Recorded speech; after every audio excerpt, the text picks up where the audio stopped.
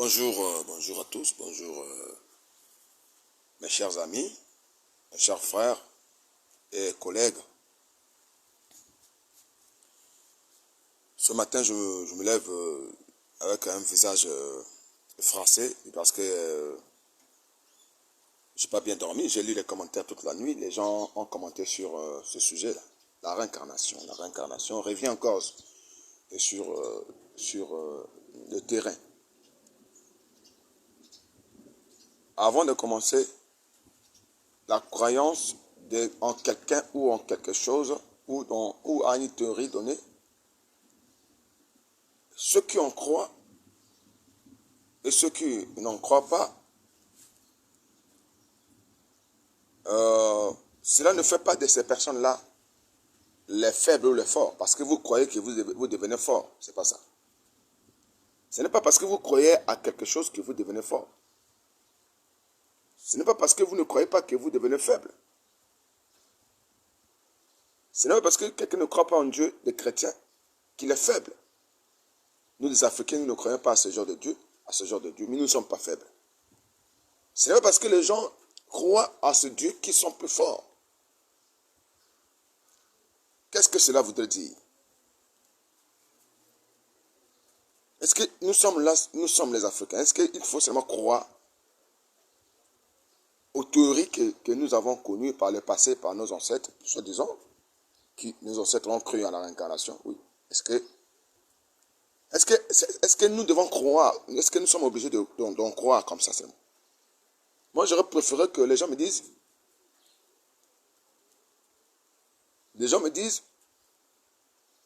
c'est-à-dire que là au moins, soyons sincères là-dessus. J'aurais préféré que les gens me disent, monsieur, voici les fétiches.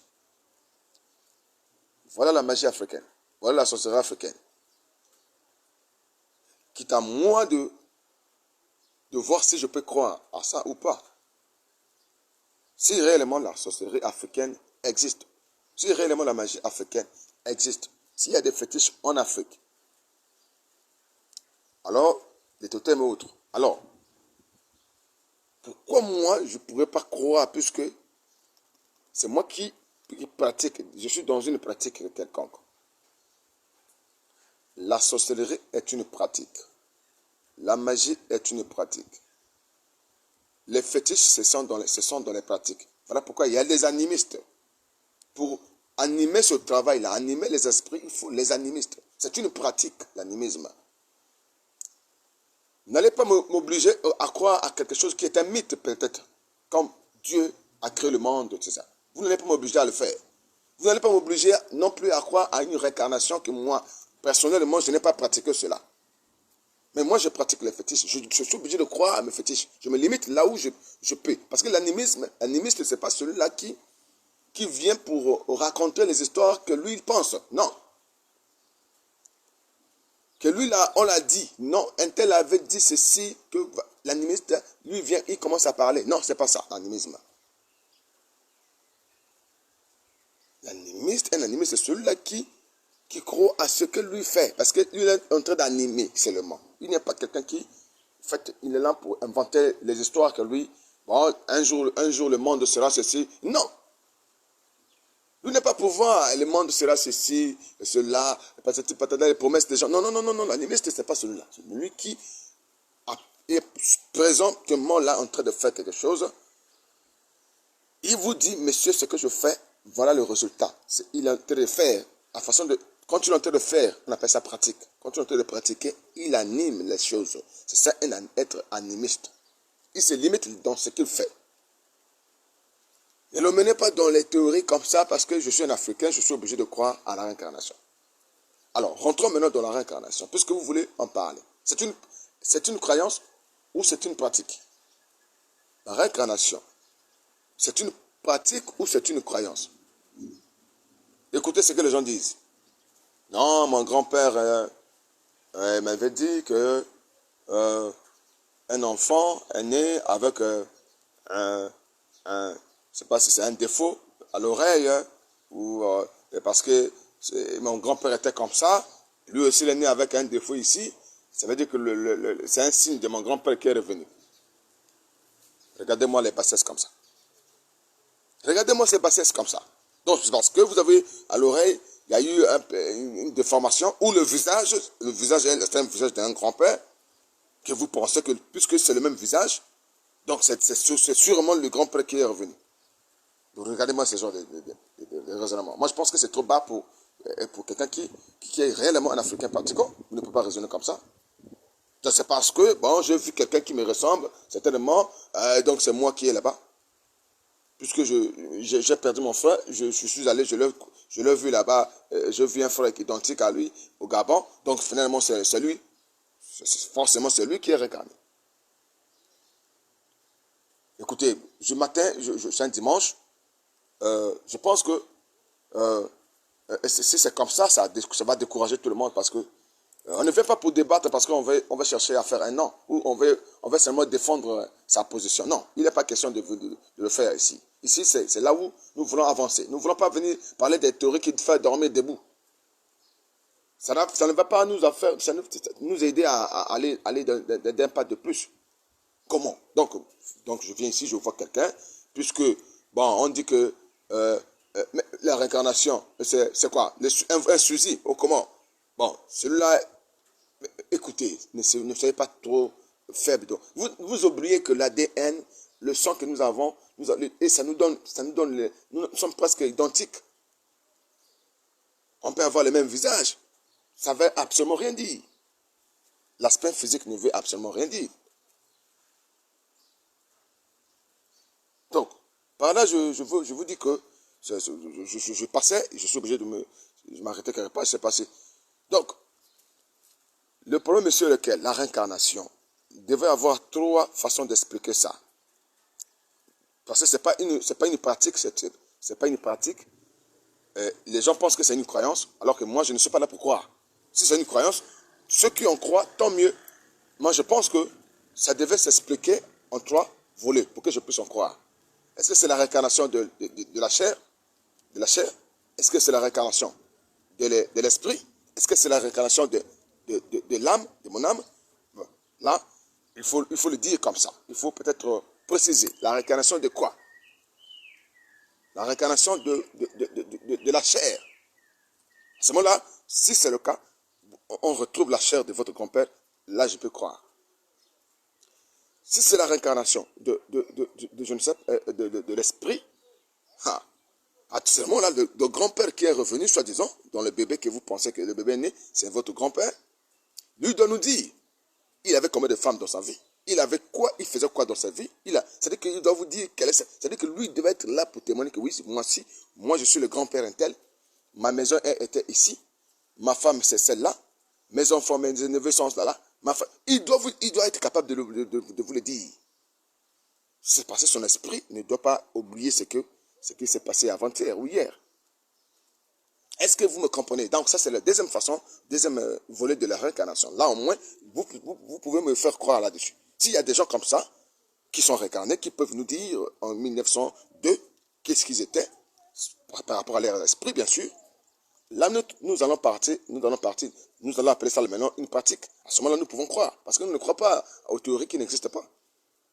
Ce n'est pas parce qu'on est contre, c'est parce qu'on nous a dit que, en troisièmement, nous avons ce qu'on attend par la réincarnation de l'âme. Voilà. À ce moment-là, moi je peux dire oui, si l'âme est revenue, nous pouvons en croire. Alors, mais si l'âme, telle que l'âme, nous savons tous l'âme reste toujours dans la dimension des morts, afin que les gens évoquent, puisque les gens peuvent évoquer les esprits, évoquer les âmes. Parce qu'on dit le mot esprit, c'est juste parce qu'on veut donner le sens à un mot. Sinon, l'évocation de l'âme. Quand les gens évoquent les âmes, je n'ai pas dit invoquer, parce qu'on invoque les esprits, mais je dis évoquer les âmes. Mais ces âmes-là sortent, ils reviennent d'où? Si ces âmes-là sont déjà revenues, s'ils vivent parmi nous, mais pourquoi on évoque encore ces âmes-là? Ils sortent d'où? Nous les appelons les personnes qui sont décédées pendant même 5 siècles. Si vous avez ces informations réellement, vous pouvez l'évoquer. Alors, mais s'il est déjà réincarné, pourquoi vous l'évoquez encore? Vous voyez que ça veut dire que votre théorie semble être important, mais soyez un peu, si vous, ceux qui en croient, soyez un peu mature, soyez un peu professionnel. Prenez le temps d'énumérer, c'est-à-dire de comprendre, de détailler le sujet, de mettre le sujet en pièces. Qu'est-ce qu'on entend par la réincarnation? Que vous voulez parler quelle réincarnation? Est-ce que c'est la réincarnation des âmes? Est-ce que c'est la réincarnation de l'esprit? Est-ce que c'est la réincarnation de la chair? Parce que les gens confondent. Ils voient quelqu'un qui a un souci, ils disent non, ça c'est monsieur le Mumba, ça c'est monsieur, je n'en avais absolument rien dit parce qu'on se ressemble. Et puis, vous voulez coller ça aux gens pour que les gens croient par force. C'est pas ça. C'est pas ça ce que moi je pense. Moi je pense que tel que je suis là, je suis le témoin oculaire de ma vie. Je ne dois pas prendre d'exemple sur les gens. Que oui, un tel avait dit qu'il y avait la réincarnation. Soit un tel, dans notre village, un enfant était... Mais toi-même qui parles, vous avez vécu cette expérience-là. Parce que c'est une expérience à vivre. Si tel que je suis debout, je parle ici, j'ai déjà vécu 5 morts ou 5 réincarnations. Je dis bien si. Si j'ai déjà vécu 5 réincarnations. Alors, est-ce que moi, je peux venir ici pour contredire ce que j'ai déjà vécu? Est-ce que je peux venir contredire ce que j'ai déjà fait? Si vous qui me regardez, vous qui pensez que la réincarnation existe, si vous êtes sûr de ce que vous faites, ne soyez pas là pour distraire les gens.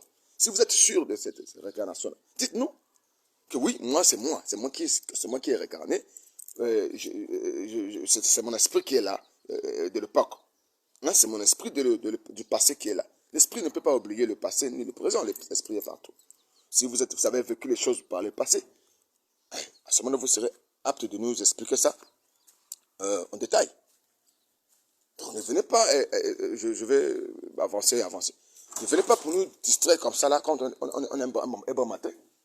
Vous arrivez avec les théories comme ça, pendant que nous cherchons les solutions des problèmes qui nous entourent, que nous battons pour essayer d'avancer un pas de plus. Vous allez nous amener des théories comme ça et vous martelisez. Et vous restez là à me prendre l'exemple comme, non, voilà, il y avait un grand-père qui a fait ceci, il y avait ma grand-mère qui a dit ceci. Mais vous qui parlez, vous parlez seulement des gens. Pourquoi? Est-ce que vous pensez que nous, ce monde-là évolue comme ça? On est là seulement pour parler des gens, de ce que les gens ont fait, de ce que les gens ont fait. Est-ce que vous-même, vous ne pouvez pas faire quelque chose pour venir témoigner ce que vous faites?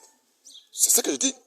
C'est-à-dire que là, il n'est pas question de venir nous raconter les histoires, sans pourtant que vous-même, vous testez cela, ou vous vivez cela. Comme moi, je vous dis que la sorcellerie existe, par exemple. Et il faut vivre cela pour confirmer ce que je dis. Et voilà. Donc, vous ne devez pas venir parler de quelque chose que vous ne maîtrisez pas. Quand moi, je dis que votre, je sais pas, le Dieu de chrétien n'existe pas, peut-être pas chez moi, mais je ne l'ai pas vu. Voilà pourquoi je dis qu'il n'existe pas. Le jour que je vais le rencontrer, je vais lui poser mes questions, c'est là où je vais dire que oui, il existe. Si on vous dit que oui, ça c'est la clé par exemple. On vous dit ça c'est la clé, mais ça peut ouvrir une porte, mais il faut aller tenter si c'est une clé de cette porte-là. Sinon, je ne peux pas croire que cette clé peut ouvrir une porte que je vais là-bas. Donc, le problème est simple ici. On vous dit que oui, il y a quelque chose, oui, mais est-ce qu'on vous a donné la méthode de vérifier cela? S'il n'y a pas de méthode, ça reste un mythe. Ça reste un mythe. Donc, moi, je pense que cette théorie ne doit pas être une théorie qu'on doit forcer aux gens d'en croire. Parce que si quelqu'un ne croit pas, selon vous, il n'est peut-être pas un Africain. Non, c'est faux. C'est vous qui pensez qu'il faut emmener les gens dans les croyances. Pendant qu'ici, là, nous cherchons nous cherchons à aller dans la pratique pour comprendre qu'est-ce que c'est que certaines choses. Mais vous nous emmenez dans la croyance afin que nous croyons. Et puis, bon, parfois, nous croyons à quelque chose qui n'existe pas. C'est des mythes. C'est des théories qui existent, des théories anciennes. Oui, mais c'est des mythes, c'est des mythes. Ce n'est pas quelque chose qui est réel, puisque vous-même qui parlez, vous nous prenez seulement l'exemple de quelqu'un.